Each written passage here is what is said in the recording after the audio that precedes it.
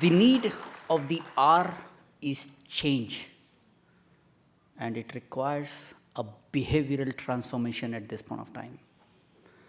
We'll talk about this change as part of our invited speech, and the title is The Diabetes Tsunami Stakeholder Transformation Need of the Hour. Today we have with us Associate Director, Marketing and Head, Abide Biocon Limited, Dr. Major Guruprasad Thimmaiah. Dr. Major Guruprasad is a rare breed of physicians with a business management portfolio. Major Guruprasad has served the Indian Army for over 6 years with significant contributions in some of the toughest conflict zones and the highest battlefield in the world, the Siachen Glacier.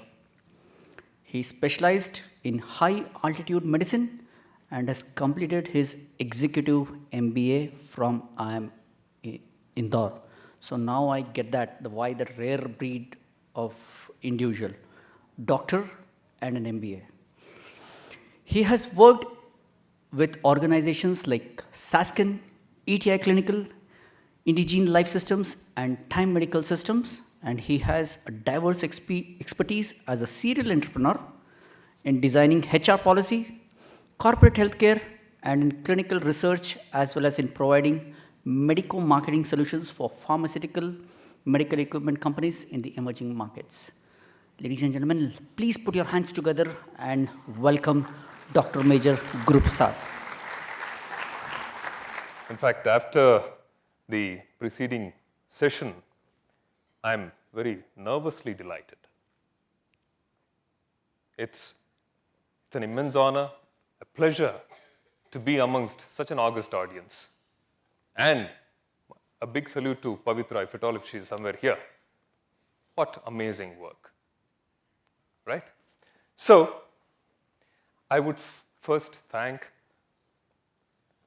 the organizers, Colonel Harsha, Mr. Murali Santhanam, Basu, Rakesh, and all the organizers for putting together such a wonderful congregation of project management professionals and practitioners.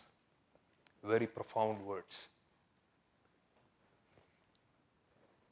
May I pose a question to you all? How many of you all here think life is a project? Yes? Please put your hands up. Fantastic. Fantastic. There is this gentleman who did a Six Sigma of life. Almost 2,500 years ago. I'm not trying to promote Buddhism here, right? Disclaimer. DMAIC, defined, measured, analyzed, and he also put improvement on control parameters. Today's gurus say, life is bliss, enjoy. Life is a song, sing. Life is a dream, fulfill it. What was his definition of life? Life is a suffering. Oh my God, how encouraging is this statement? What the hell are we doing here? Life is a suffering, measured from a scale of complete well-being to morbidity, which is illness, on all planes, physical, mental, psychological. We are in NIMHANS today, right? And to the other extreme, which is mortality, death. Then, okay, suffering, measured. Then comes the why analysis. Suffering because of what? Separation. Separation from what? Separation from belief. Separation from health. Separation from people. Separation from my dreams. Separation from people. I lose my near and dear ones. Suffering. Separation from health, physical, mental, psychological, suffering. Mental is a bigger suffering, right? Separation from my dreams. I thought of becoming the CEO of Microsoft. Forget about becoming the CEO, I didn't even get an interview call. Suffering. Separation from nature. How many of you all understand Kannada here? Oh, brilliant. Okay. Katlu konel hakbidtini. I'll put you into darkness. Sazae kala pani. Right? All our freedom fighters were banished into the dark dungeons of the Andamans. What happens there? You are cut out from light, you are cut out from fresh air, you are cut out from sounds of nature. Huge suffering. We do not know what all we are enjoying here. Right? So then, fair enough. So what are the improvement parameters, control parameters now? Then in the Dhammapada, he goes on to talk about samudaya, which is detached attachment. Nirodha, which is letting go. Mada, the eightfold path of right belief, right value systems, right effort, various other things, right attitude, right effort. That's the key. Udyamehi na siddhyanti, karyani na manorathe, na hi suptasya singhasya, pravishyanti mukhe mrugaha. Udyamehi na siddhyanti, karyani na manorathe. The aspirations of the mind can never be fulfilled without commensurate efforts.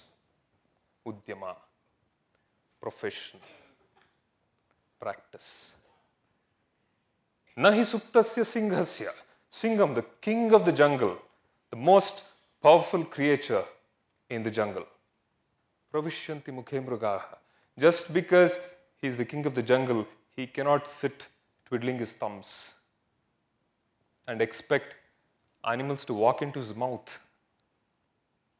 He has to get up, he has to plan, and he has to execute a solid hunt to satisfy his hunger. So we, as project management professionals here, we all understand, yes, planning, preparations are certainly the keys to success. But execution excellence is what will give us the desired outcome.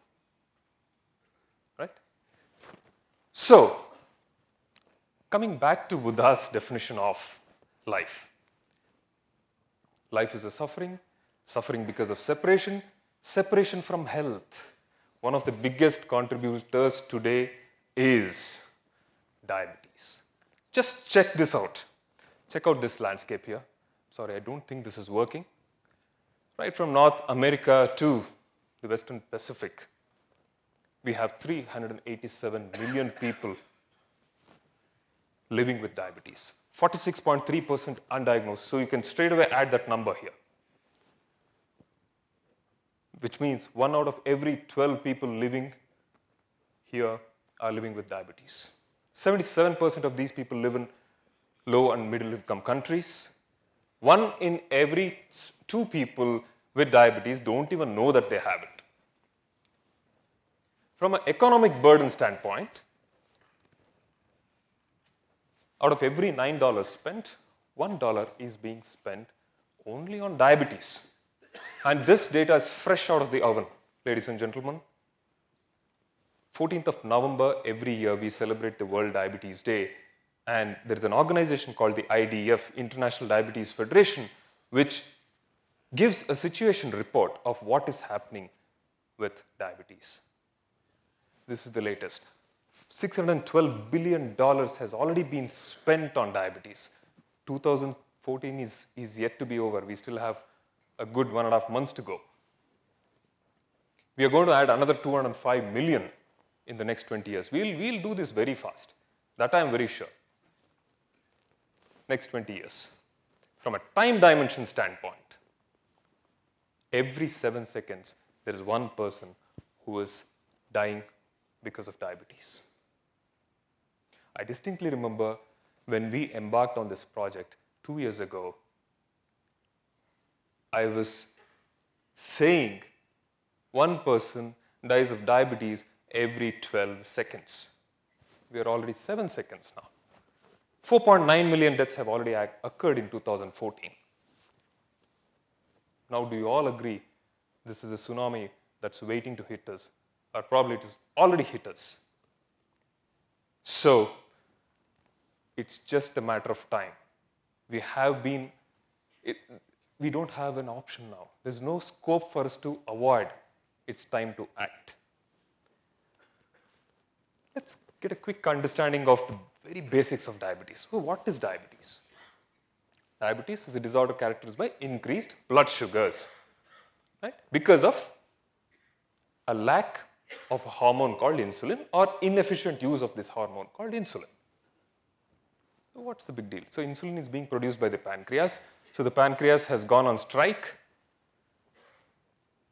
So there is elevated blood sugar levels in my bloodstream. So what's the problem? The problem is prolonged hyperglycemia, which is elevated blood sugar levels in the bloodstream, will damage the blood vessels irreversibly, which leads to several irreversible complications starting right from the head to the toe. Sleep apnea, neuropathy, which is nervous disorders, heart, nephropathy, retinopathy. It affects the retina, one of the leading causes of blindness, diabetic foot, amputations, all of that is going to hit us. So, diabetic retinopathy, neuropathy, nephropathy, all these pathies, if they come into our lives, it's like a bad marriage with no divorce. After that, all the other pathies, allopathy, naturopathy, homeopathy, and even Ganapati cannot help us. We are done and dusted, right? So, insulin is the key, ladies and gentlemen. I think we had a session from Dr. Sodhi yesterday, Amul. So let me quote an example from that domain. Say supposing my family needs 3 liters of milk every day. And I have a cow that gives me exactly 3 liters of milk every day. Very hunky-dory situation. Perfect. No problems at all. But few years down the line, this cow gives me only 2 liters of milk. What are we going to do?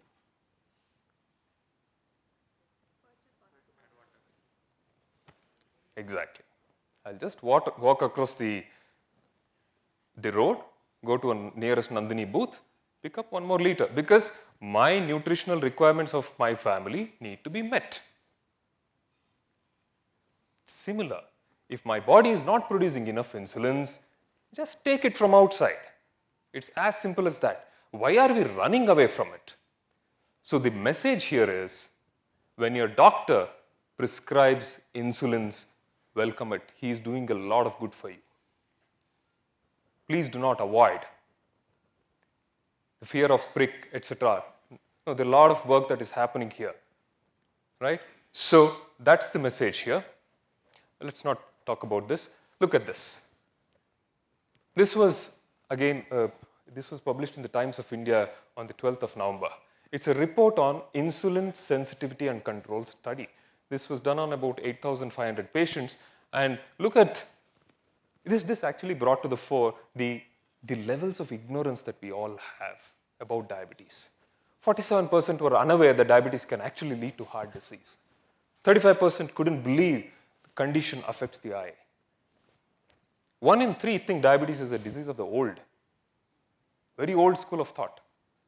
2 years ago in fact, 2012, the guidelines clearly dictated, by the way, if I am an Indian today, I am predisposed to diabetes. There is no second thoughts about it. We have a genetic predisposition to diabetes. The guidelines clearly told us, any Indian who is walking into your clinic who is 40 years of age, screen him or her for diabetes. Last year they said, no, that's not good enough. Any person who is 30 years of age, screen that patient for diabetes. Irrespective of his or her health status, they may be hale and hearty. Fantastic, not a problem, please do it. This year, 25 years. Screen your patient. Just imagine if I am a physician, a 25-year-old professional walks into my clinic and I say, okay, he may complain of a headache or whatever. I'll say, hey, you know what, go and screen yourself for diabetes. He will scream at me. He'll say, hey, you bugger, you're trying to con me. Huh? Unnecessary lab tests, huh? No. That's not the scene. This is what is the need of the hour. So, stakeholder transformation is the need of the hour. Ladies and gentlemen, all stakeholders of diabetes in health, which is physicians, paramedics, and patients, all of us need to start looking at this very, very differently. And that is how ABIDE. It's an acronym for a Biocon Initiative for Diabetes Education. That's how this was institutionalized. Biocon has always been known as a manufacturer or as a seller of medicine. We are amongst the world's largest producers of statins, immunosuppressants, insulins. But we want to go beyond in terms of our contribution to society at large. Of course, we have a Biocon Foundation that does a lot of social work. We built a Biocon Nagar for the families of the drought-hit victims of Bagalkot. And there's a lot of primary healthcare services that we provide to the rural folks, so on and so forth. Yes. But what we did was, we jumped onto the bandwagon of education. Because ultimately all of us understand education is the bedrock for any development story. Be it at an individual level or at a family level, organization level, society level, nation. Education. That's how we started. This is the larger ambition that we have. So, we started with physicians because physicians are the drivers of change, and then it will have a cascading effect on the paramedics and the patients. It has to come from the horse's mouth. So we took a quick stock of the situation. 61, I'm sorry, this is really dated. We are already 67 million. 101 million is what is being projected in the next 15 years. We will be having 101 million diabetic patients in India. So how is the healthcare system responding to this burden? Predominantly being handled by family physicians. Fantastic. But there are two issues here. One, abysmal doctor-patient ratio. We have one doctor for every 1,700, 1,800 patients today, whereas the WHO defined standards for a developing nation is one doctor for every 600 patients. Long bridge, long gap to cover. Knowledge gap. This is the double whammy.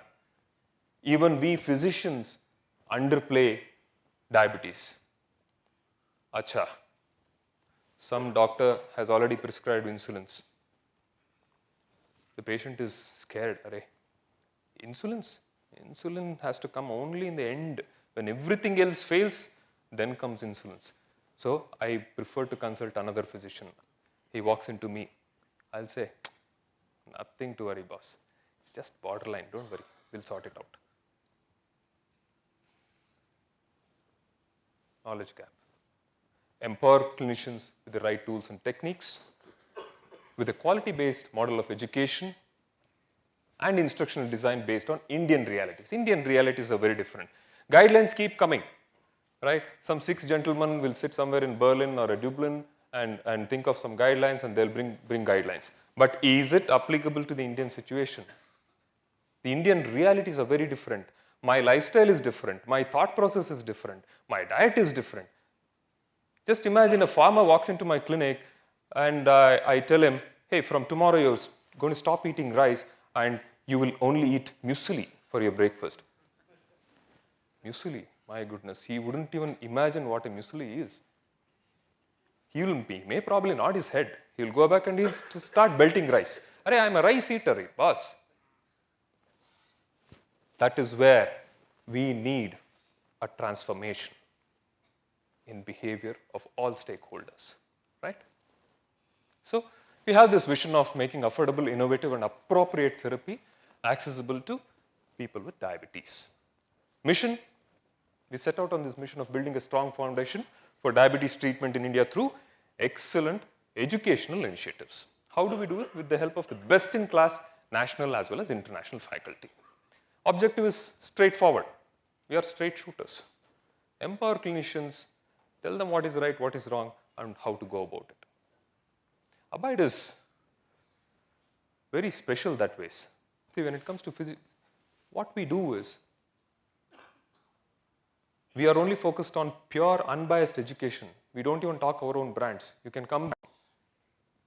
We are focused on small group engagements, not about giving didactic lectures to hundreds of physicians. No wine and dine. We run it like a school of learning. Start sharp on time, wind up on time. That's the way we have gone about it. Small groups, so that experience sharing happens. It's not about spewing guidelines. We have heard enough guidelines. Experience is what matters from the experts, right? So, it reminds me of one more shloka. It goes like this: Pustakasthatu ya vidya parahastham gatam dhanam karya kale samutpanne na sa vidya na tad dhanam. Pustakasthatu ya vidya, bookish knowledge, is like parahastham gatam dhanam. Money that I have lent somebody else. Karya kale samutpanne, when the need arises, I will not get that money back. I cannot invoke this bookish knowledge. It's only experience that matters. Experience sharing from the experts. So we have a 3-tier approach to engage physicians. We have a basic course, 2-day intensive engagement, very immersive. I'll walk you through this separately. Then we have an online mentorship. This is a 6-month engagement opportunity to interact with the faculty, and get mentored. And we have an offline module as well. So it's going to be extremely dynamic. And it's not just 6 months. This is a timeless engagement. 6 months is specifically with one mentor. Because any learning should result in a change in behavior. Otherwise, it's useless. All this gyan that we get is not going to mean anything till the time I go back to my place of practice and change my behavior. And then we have an advanced course. Here we dive deep. Basic course, we only deal with the basics of diabetes management.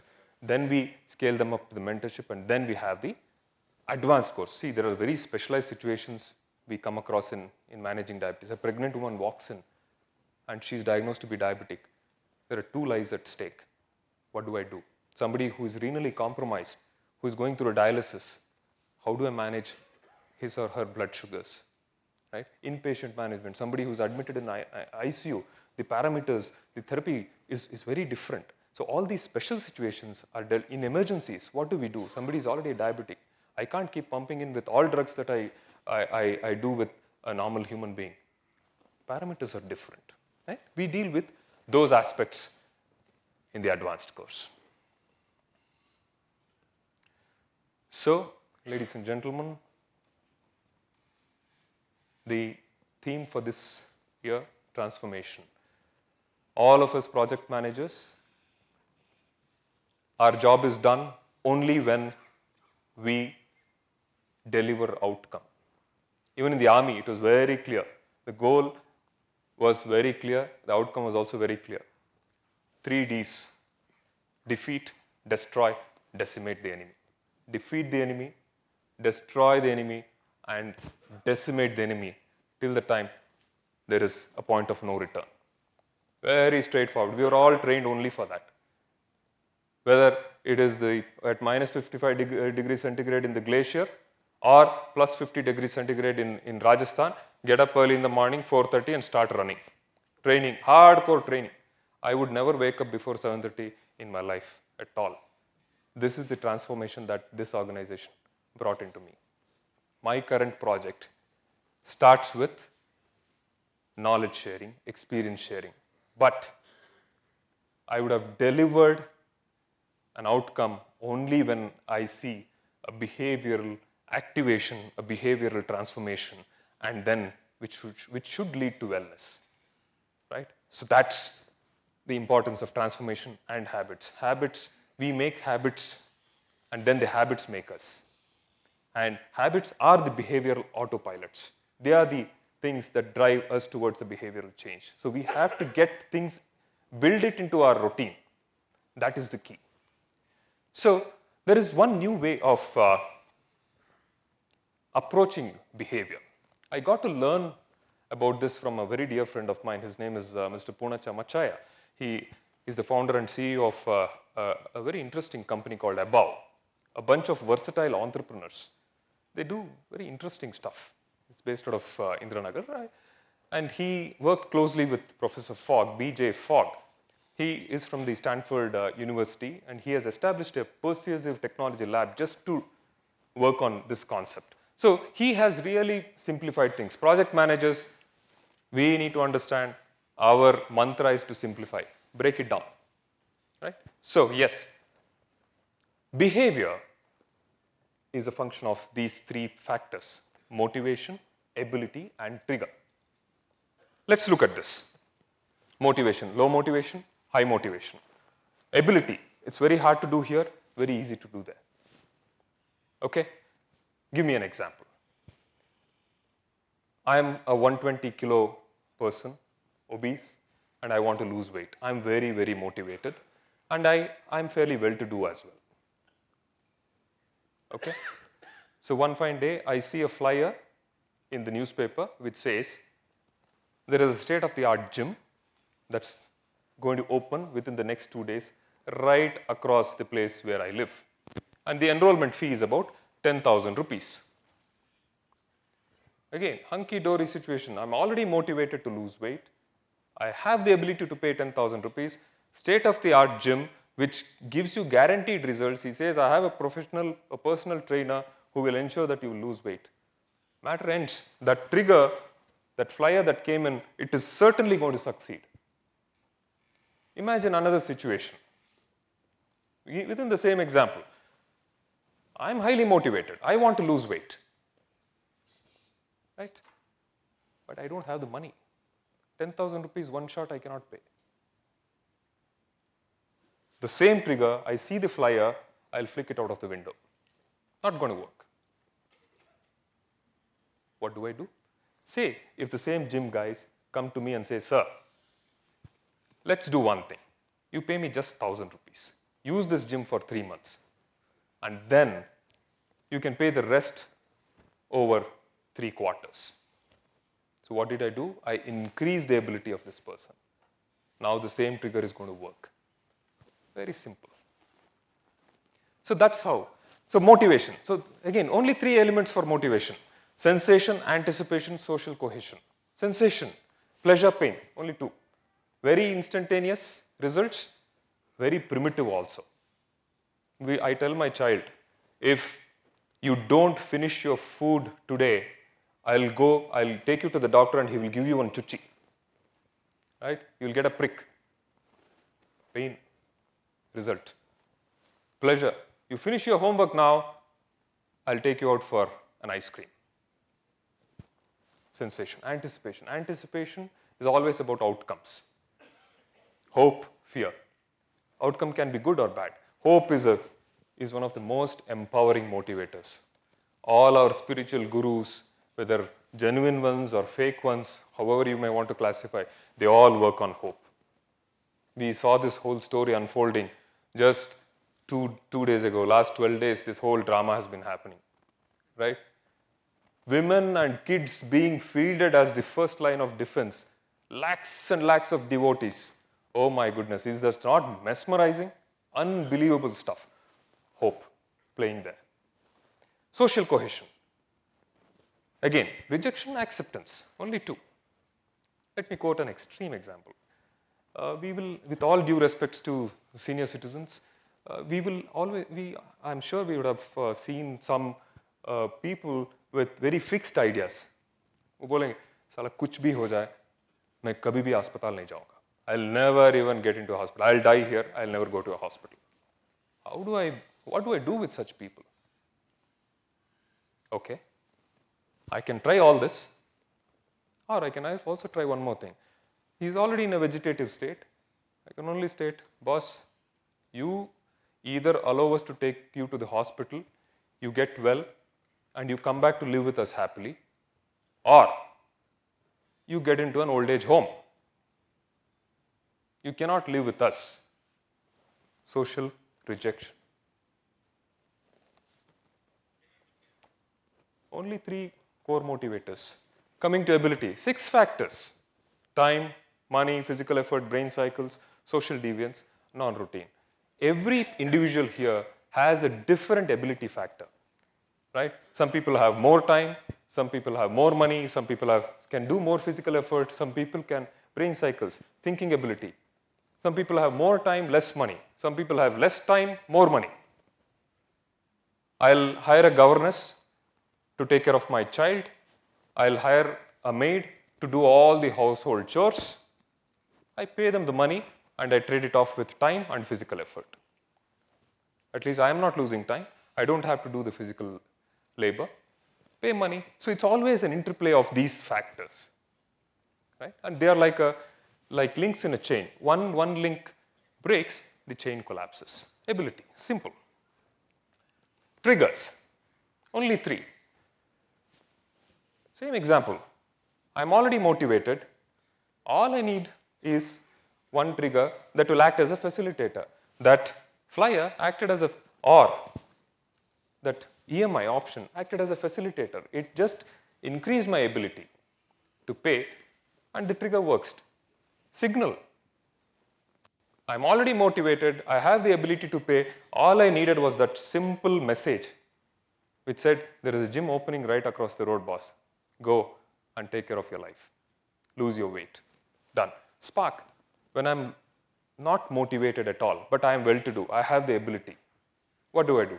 Again, go back to the same metrics. Sensation, pain. You can play on that and motivate people. So triggers work in these 3 dimensions. And it is considering all this, we thought about this Abide mentorship portal. Doctors should be continuously motivated. We should increase their capability. We should co-partner with them in improving their practice. So that is the way, considering all these elements, we built this mentorship portal. Here's a quick glimpse of it. So we have an offline module as well: learn, engage, connect, improve. This is work in progress, by the way. So this is the learn page, and this is the profile page. So every physician gets a customized profile page on which he or she can write about their credentials, the good work that they are doing. They can send their patient reports to the mentors.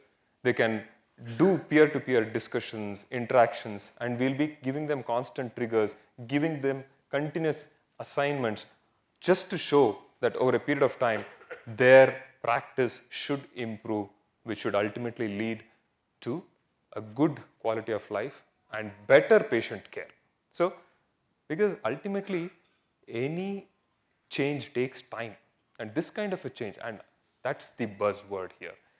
Behavioral change is the key, and that is what we are aiming at. Otherwise, we will all fail. Just by giving something, doing something without understanding whether it is going to trigger that behavioral change or not, it's not going to work. So, this is the journey that we have all treaded so far.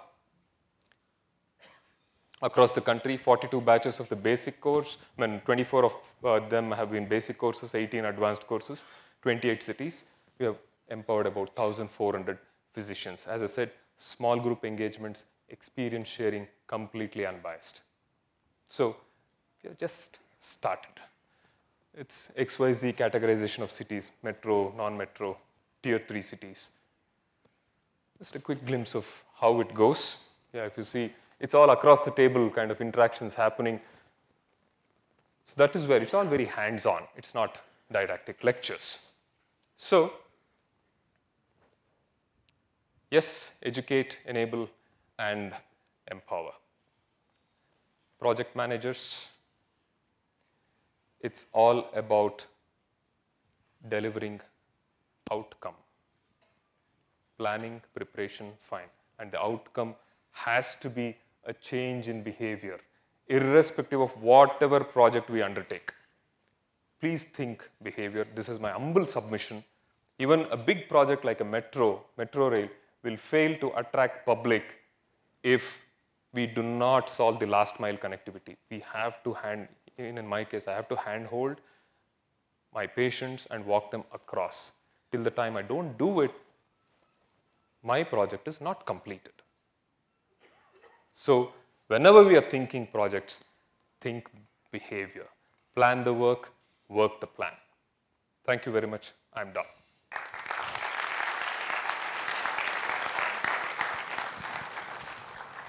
So one question can I ask? Yes, Rakesh. What is that you would like our audience to take back? What is that behavioral change that they can adopt, which is very quick? In the sense, at least that is easier to do it. All I would submit to this august audience is only that message, which is change in behavior. And it can work instantaneously if you can again go back to the same metrics. It simplifies things. That matrix that we saw simplifies everything. So if we add that element of behavioral change in every project, I think our job is done. Till then, it is not done. Whether it is instantaneous or whether it takes time, we can use various methodologies to do it, and that has already been broken down here. Only 3 core motivators, only 6 ability factors, and only 3 triggers. It is as simple as that. It's been already simplified. Yeah, so there is a related question also which says, what would you advise in terms of how do you prevent diabetes in terms of food habits or exercises?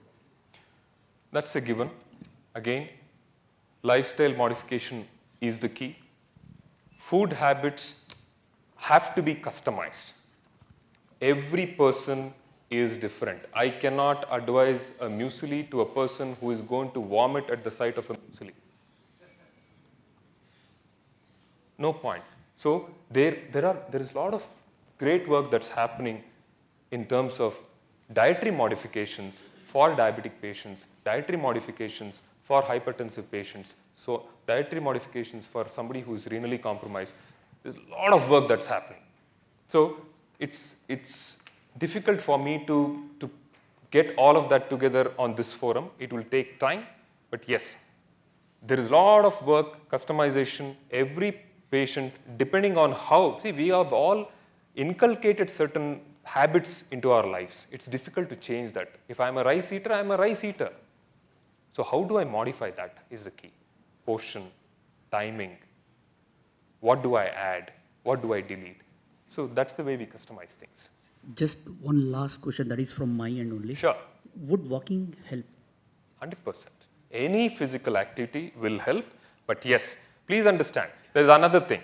Many housewives come to us and say, "Arey, main to subah se sham tak bhagti rehti hu. I do all the work at home." 150 minutes of physical exercise per week is a must. 150 minutes of physical exercise per week, which means 30 minutes every day for a 5-day week. What is the definition of exercise? Repetitive action. If you are walking, continue to walk. If you are running, continue to run. It is repetitive action and dedicated, focused. It's not like I go there, I come here, I jhadu maar diya, idhar pocha. No, that is not exercise. Sir, tomorrow in that case, I will request the audience. I think we'll be having 3 breaks. Sure. Okay, 2 minutes of walk from here to the kiosk, wish tree, and these stalls. So 2 minutes of walk, 3 breaks, 6 minutes. Oh yes. Definitely we'll start off with there. Absolutely. All That's right. exactly the way we should, brilliant point, that's the way we should bring about a behavioral change. If I ask my patient, okay, I want to lose weight. So from tomorrow, you walk 5 kilometers. Again, nice nod I'll get. You will never do it. Instead, if I break it down, okay boss, don't worry. Sir, You're going to brush your teeth? If I have to ask Sure. my audience who is seated at the back to come front, is that also an exercise? In a small portion, yes. Yes. Okay. So tomorrow you are going to be listening to me. And when I say please come forward, yes, you are going to come forward. Thank you, sir. Thank you very much. Can I Thank you for the request opportunity. Thank you. Colonel Sri Harsha to come onto the stage to honor our speaker? Whenever Colonel sir is on the stage, I am actually half dead. And today, when I saw the title you were carrying was Major, I actually got doubly scared now.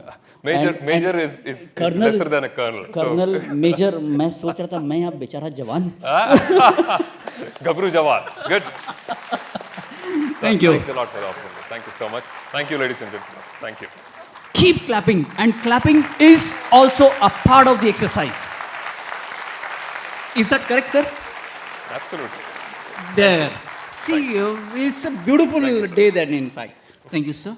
Pleasure. It was our pleasure to meet you. Thank you.